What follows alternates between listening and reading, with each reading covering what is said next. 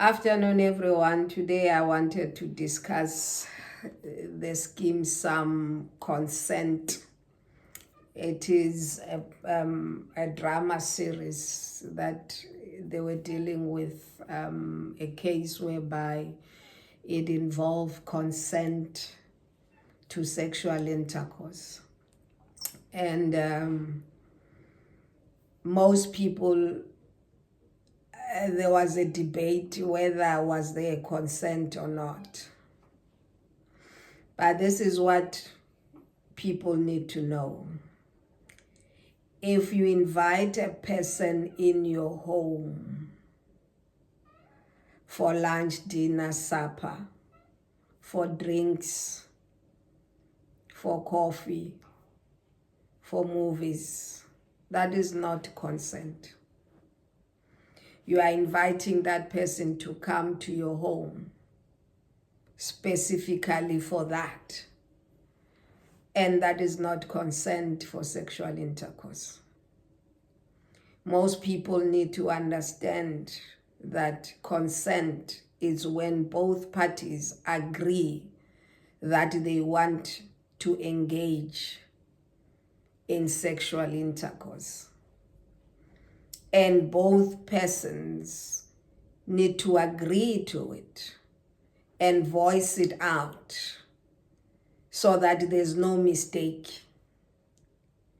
Because in our culture, men have this thing that when a woman says no, it means yes.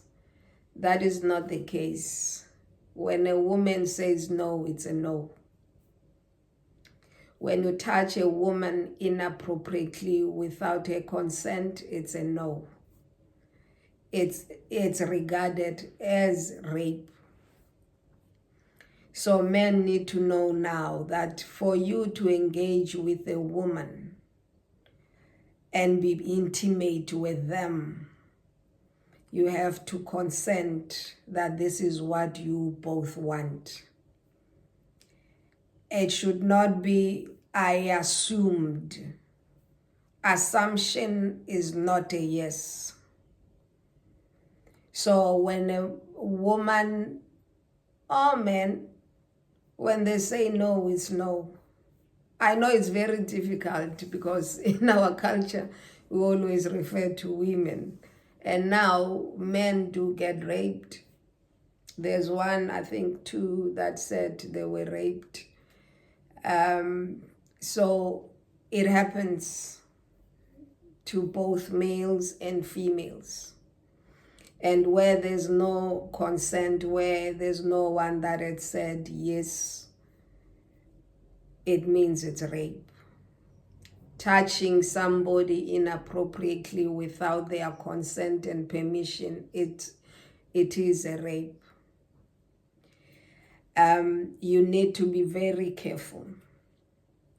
Now, you find that one partner invites their girlfriend to their home, or they are staying in one place, but the other partner wants to be intimate and the other one doesn't. And the one that wants to be intimate then forces themselves on the woman or on the male. That is rape, even though you are in a relationship. Because both of you need to consent even if you are in a relationship. The same happens with married couples. You'll find that when another one wants, the other one doesn't want, then the other one forcefully takes. That is rape. So rape happens even with married couples. Rape happens with those that are in a relationship. Rape happens with friends.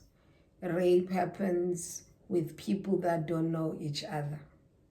As long as a person has not given you permission to touch them inappropriately, that means rape. So anyone that wants to cross that boundary, you need to know that you are likely to be charged with rape.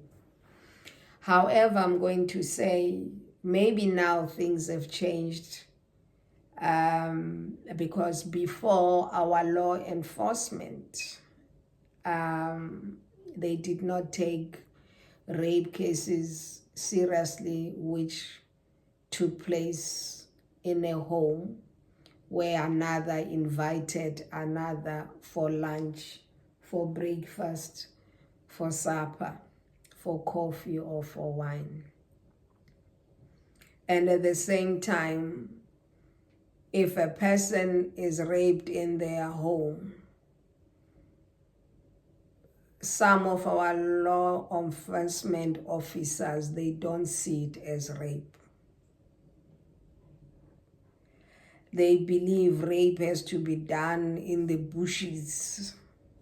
They don't understand that rape happens even in our homes, and it has to be taken into consideration. Now, people need to know that if you touch a woman without their permission, or if you touch a man without their permission, that is called rape. So let's avoid touching each other. Without anyone's permission. Let's avoid assuming that when you go to a woman's place or a man's place, it means I have consented to sexual intercourse. That has not been agreed upon.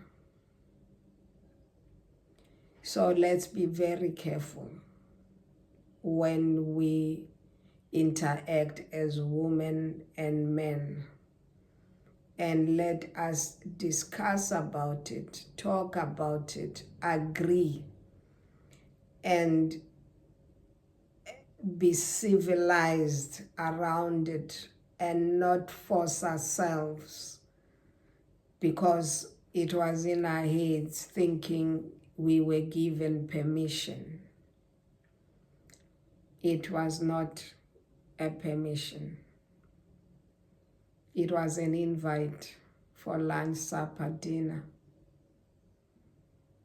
It ends there. Anything else, it has to be discussed. And the law now is very strict. And please be warned and be careful not to find yourself being arrested for not getting consent for touching inappropriately another person. Have a lovely day. Love you all.